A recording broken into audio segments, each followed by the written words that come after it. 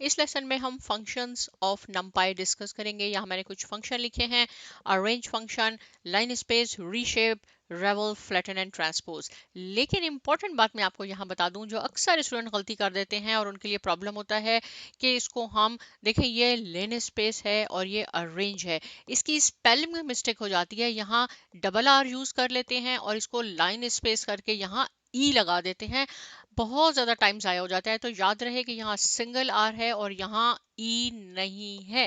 Right, शुरू करते हैं। सबसे पहले आपने क्या करना होगा, इंपोर्ट करना होगा numpy एज np। इसको हम एग्जीक्यूट करते हैं और ये सक्सेसफुली एग्जीक्यूट हो गया। सबसे पहले हम अरेंज फंक्शन को यूज करेंगे। ये करता क्या है, ये आपके लिए 1D अरे बना देता है, जो पहले भी मैं आपको बता चुकी हूँ, लेकिन ये अरेंज फंक्शन भी यही काम करेगा।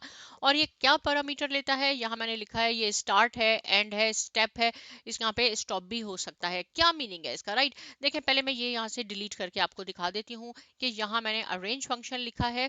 क्या इसका सिंटेक्स है, np.arrange, और ये पैरेंथेसिस। इस पैरेंथेसिस में क्या लिखना है, अगर सपोज आप भूल गए हैं, आपको नहीं मालूम, कोई भी फंक्शन है आपको नहीं मालूम, तो आपने क्या करना होगा, ये जो इंसर्शन पॉइंट है पैरेंथेसिस के दरमियान में लाके, सेंटर में लाके, शिफ्ट प्लस टैब अपनी कीबोर्ड पे आपने प्रेस करना है। तो यहाँ इसके बारे में इंफॉर्मेशन आ जाएगी। जैसे मैंने लिखा है start and stop, step sorry, तो ये भी है स्टार्ट स्टॉप स्टेप। ये पैरामीटर ये लेता है, डी टाइप नन है। अगर आप इसके बारे में मजीद इंफॉर्मेशन पढ़ना चाहते हैं तो आप ये प्लस साइन पे क्लिक कर दें या ये जो एरो है इस पे क्लिक कर दें, आपको डिटेल में इंफॉर्मेशन मिल जाएगी और एटलीस्ट आपको आइडिया हो जाएगा कि ये क्या पैरामीटर लेता है। तो इसलिए मैंने यहाँ स्टार्ट एंड स्टॉप लिख दिया है, आप स्टेप लिख दिया है। यहाँ पे मैंने लिखा था 121, यानी आप 1D अरे चाहते हैं और उसमें कितने मेंबर्स हो, 20 मेंबर्स या एलिमेंट्स उसमें होने चाहिए। अगर आपको 1 से 20 तक लिखना है तो आपने क्या करना होगा, 21 पे एंड करना होगा। ये एक्सक्लूसिव है, 1 इंक्लूसिव है, ये ऐड हो जाएगा, लेकिन ये नहीं होगा। अगर आपको सपोज 30 तक लिखना है तो आपने यहाँ 31 लिखना होगा, राइट?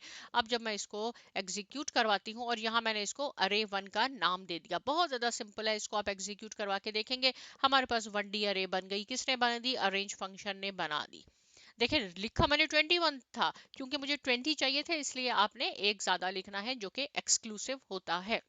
अब आगे जाते हैं। यहाँ मैंने क्या लिखा है, जैसे मैंने आपको कहा स्टेपिंग, थर्ड इसका पैरामीटर क्या है, स्टेप। स्टेप का क्या काम होता है, अगर मैंने यहाँ पे तीनों पैरामीटर असाइन कर दिए, यानी मुझे 1 से 21 तक इसके एलिमेंट चाहिए, और स्टेपिंग 1 का मीनिंग है कि इसमें कोई गैप नहीं होगा, 1 2 3 4, राइट? ये इसी तरह देखें इसकी आउटपुट आएगी, इसी तरह आउटपुट आ गई।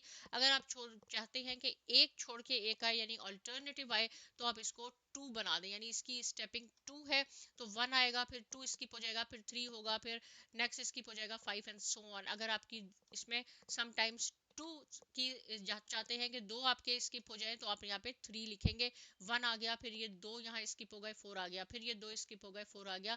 ये इसका मीनिंग है स्टेप का। मुझे अब उम्मीद है कि आपको ये तीनों पैरामीटर अच्छी तरह समझ में आ गए होंगे कि अरेंज क्या करता है, 1D अरे आपका बनाता है और आप उसमें से अपने स्टेप भी ले सकते हैं। लिन स्पेस जो है ये बहुत ज़्यादा इजी फंक्शन है।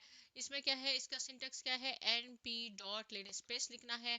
यहाँ आपने 3 पैरामीटर लिखने हैं। ये क्या रिप्रेजेंट करते हैं, ये कहते हैं कि मुझे चाहिए 1 to 10 नंबर्स मुझे चाहिए, और वो जो उसकी रेंज मैंने, सॉरी ये मैंने रेंज बताई है कि 1 से 10 मेरी रेंज है, और सो उस रेंज में मुझे कोई भी 5 नंबर चाहिए। तो जब मैं इसको एग्जीक्यूट करवाती हूँ, इसको हमने एक वेरिएबल का नाम दे दिया, लिन अंडरस्कोर स्पेस शॉर्ट करके। तो मैं यहाँ से आपको ज़्यादा समझा देती हूँ कि ये 1 से स्टार्ट हुआ 10 तक, ये तो आपने पिक की थी रेंज यहाँ से यहाँ तक, और उसमें 5 देखे हैं एलिमेंट, 1 2 3 4 5।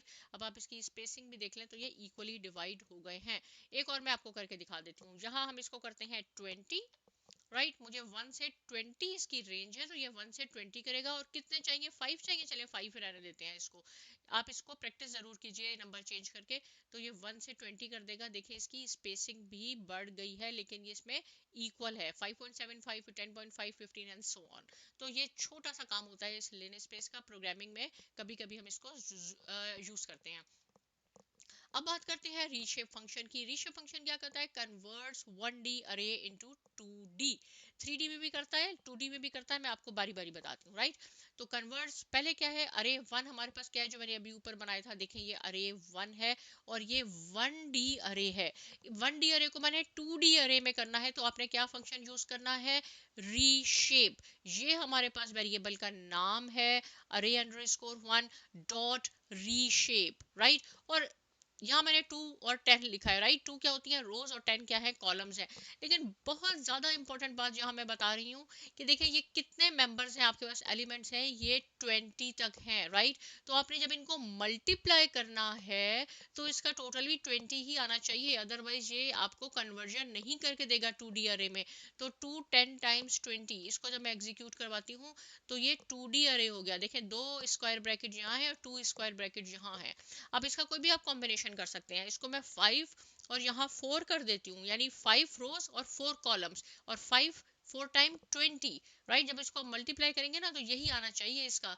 ये बहुत ज्यादा इंपॉर्टेंट पॉइंट है। अब आप देखें कि 5 रोज हो गई आपके पास और आपके पास 4 कॉलम्स आ गए। आप चाहते हैं और क्या कॉम्बिनेशन इसका बन सकता है, 4 यहाँ कर दें, 5 यहाँ कर दें, और इसको फिर हम एग्जीक्यूट करवाते हैं तो आ गया। लेकिन अगर आपने 4 4 यहाँ कर दिया, राइट, अब क्या होगा, इसको हम एग्जीक्यूट करवाएंगे, error cannot reshape array of size 20 into shape 4 4। तो ये मैंने आपको बहुत इंपॉर्टेंट पॉइंट बताया है कि जो आपकी अरे का साइज है इसका प्रोडक्ट वही होना चाहिए रोज और कॉलम का। तो इसने 1D को 2D में कर दिया, अब ये 1D को 3D में भी कर देगा, राइट। तो कैसे होगा, यहाँ पे रीशेप और 3D के लिए ये होगा, और 3D के लिए यहाँ पे आपने 3 पैरामीटर्स देने होंगे। देखें 2D के लिए तो आपने यहाँ 2 पैरामीटर्स दिए, 3D के लिए आपको 3 पैरामीटर्स देने होंगे। लेकिन याद रहे कि इन तीनों को जब आप डॉट प्रोडक्ट करेंगे यानी मल्टीप्लाई करेंगे तो यही आना चाहिए, जितने आपके पास एलिमेंट्स थे वही आपके उतना ही उसका रिजल्ट आना चाहिए। तो फर्स्ट जो है ये 3D को रिप्रेजेंट करता है, ये 2D को रिप्रेजेंट करता है, ये 1D को रिप्रेजेंट करता है। इसको जब मैं एग्जीक्यूट करवाऊंगी तो ये देखिए हमारे पास जो 1D अरे था अब ये इसमें कन्वर्ट हो गया 3D में। यहाँ पे भी आपके पास ये देखें 3 स्क्वायर ब्रैकेट है, एंड में भी 3 स्क्वायर ब्रैकेट है। इसका आप कॉम्बिनेशन चेंज कर लें, यहाँ हम 5 कर देते हैं, राइट। इसको मैं यहाँ 1 कर देती हूँ और देखें वही हुआ 5 4 टाइम्स 20 21 टाइम 20। तो अब इसको हम जब एग्जीक्यूट करते हैं तो इस तरह आपकी आउटपुट आ जाएगी। तो जैसे भी आपने कन्वर्ट करना हो, और इसका क्या कॉम्बिनेशन हो सकता है, 4 हम यहाँ कर देते हैं, 5 हम यहाँ कर देते हैं, राइट। और इसको हम एग्जीक्यूट करवाते हैं तो ये देखें ऐसा बन गया आपके पास 5 रोज हो गई, राइट। तो ये क्या करता है, रीशेप फंक्शन क्या करता है, ये 1D और 1D को 2D और 3D में मल्टी डायमेंशन में कन्वर्ट कर देता है। क्रिएट 2D और 3D अरे यूजिंग अरेंज फंक्शन। अब ये जो हमने सबसे ऊपर अरेंज फंक्शन मैंने बताया था आपको, जिससे कि हमने क्या बनाया था, जैसे हमने 1D अरे बनाई थी, यहाँ देखें 1D अरे अब बनाए और उसके साथ ही उसको रीशेप भी कर सकते हैं हम 2D और 3D में। पहले मैं 2D में बता देती हूँ आपको, राइट। तो ये वही बात हो गई, लेकिन याद रहे कि जो इसकी रेंज है तो वही ये होना चाहिए। इसको हम चेंज कर देते हैं ना, अगर मैं इसको कह दूं कि मुझे ये चाहिए 30 तक तो ये 31 हो जाएगा, राइट। 1D अरे हमारी बनेगी 1 से 30 तक, तो इसका प्रोडक्ट भी वही होना चाहिए 5 6 टाइम, राइट। तो रीशेप में 5 रोज और 6 कॉलम आ जाएंगे। इसको एग्जीक्यूट करके देखते हैं तो ये देखिए हमारे पास 5 रोज और 6 कॉलम आ गए। लेकिन अगर ये इसका प्रोडक्ट डॉट प्रोडक्ट इससे ज्यादा हो गया या कम हो गया 4 6 टाइम 24, तो ये काम नहीं करेगा। और मुझे पूरी उम्मीद है कि आपको समझ आ गया कि मैंने आपको क्या बात यहाँ बताने की कोशिश की है, इजी करके बताया है। अब आप चाहते हैं तो इसको हम ऐसे भी कर सकते हैं, ऐसे भी आप कर लें, जैसे मैंने लिखा है ना कि ये 1D अरे है, इसको आप 2D में भी कर सकते हैं, 3D में भी कर सकते हैं रीशेप से। लेकिन जब 3D में करेंगे तो ये 3 पैरामीटर लेगा, 2D में करेंगे तो 2 पैरामीटर लेगा। इसको आप एग्जीक्यूट करके देखें, ये देखिए हमारे पास ये 3D बन गया, यहाँ पे 3 आ गए स्क्वायर ब्रैकेट, यहाँ पे भी 3 स्क्वायर ब्रैकेट आ गए। अब आपने इसके नंबर चेंज कर लें, कोई भी रेंज ले लें, 1 to 100 ले लें, और फिर इसको आप रीशेप करके देखें तो आपका 1D भी 2D और 3D में कन्वर्ट हो जाएगा। अब रेवल फंक्शन है, रेवल फंक्शन क्या करता है, कन्वर्ट्स मल्टी डायमेंशनल अरे इनटू 1D। अभी हमने सीखा कि 1D को 2D और 3D में कैसे करते हैं।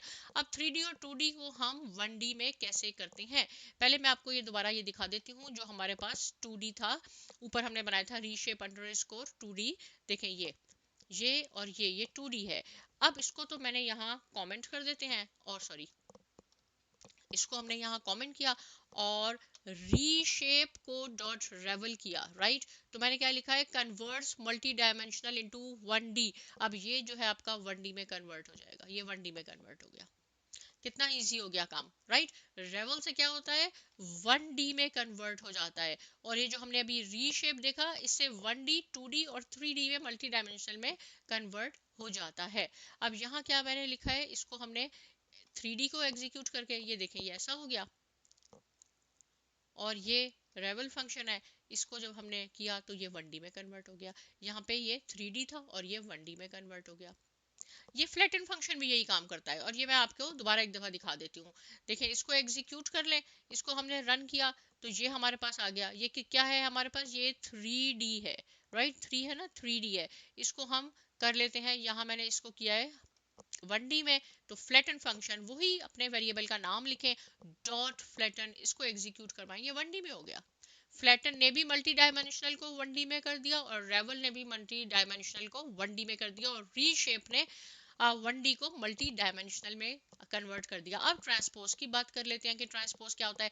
ट्रांसपोज करता है रोज को कन्वर्ट कर देता है कॉलम में, या कॉलम को कर देता है रोज में, उसका वाइस वर्सा हो जाता है। जैसे ये एनपी अरे, मैंने यहाँ पे एक मैट्रिक्स बनाया है, राइट। इसको मैं एग्जीक्यूट करके दिखाती हूँ। तो इसके एलिमेंट्स कितने हैं, देखें 1 2 3, ये रो है, ये रोज हैं। तो जब मैं इसका ट्रांसपोज लूंगी तो ये रोज जो है ये कॉलम बन जाएंगी। ये 1 2 3 ऐसे हो जाएगा, 3 4 5 ऐसे है तो 3 4 5 ऐसे हो जाएगा। ये देखें, इसको जब हम एग्जीक्यूट करते हैं, यानी ये मैंने x दिया है इसको नाम, और जब मैं इस x डॉट ट्रांसपोज करती हूँ तो ये हमारे पास कन्वर्ट हो गया। सॉरी कहाँ, इसको मैं यहाँ लिख लेती हूँ, x dot transpose, right. Transpose function हम इस पे अप्लाई करते हैं तो ये देखें, वो हेडिंग, आई थिंक वो मेरा कमेंट था। एनीवे ये देखें, ये है 1 2 3, इस वक्त ये रो है। अब ये बन गया 1 2 3, ये कॉलम में कन्वर्ट हो गया। 3 4 5 रो है, 3 4 5 5 6 7 रो है, 5 6 7। और ये मशीन लर्निंग में ट्रांसपोज फंक्शन हम बहुत ज़्यादा यूज़ करेंगे, इसलिए प्लीज़ आपने इसकी प्रैक्टिस अच्छी तरह करनी है।